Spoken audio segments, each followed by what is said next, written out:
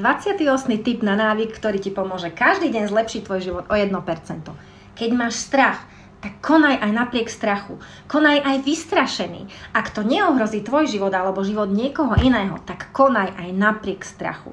Ak máš z niečoho strach, zastav sa na chvíľu a popremýšľaj nad tým, pretože ak ten strach prekonáš, nakoniec aj tak zistíš, že si sa nemal čoho báť a že to bol správny krok, ktorý si urobil.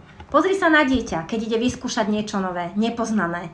Na začiatku je tam strach.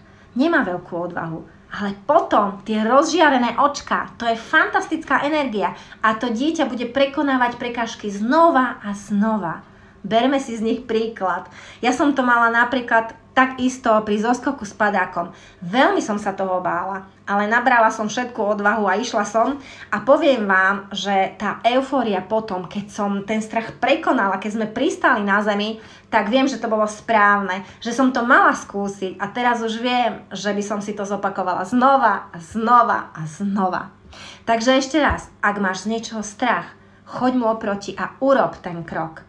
Pretože nakoniec aj tak zistíš, že si sa vôbec nemal čoho obávať a tá energia z prekonania samého seba, tak tá ťa bude hnať dopredu a každý jeden deň sa budeš prekonávať viac a znova a znova.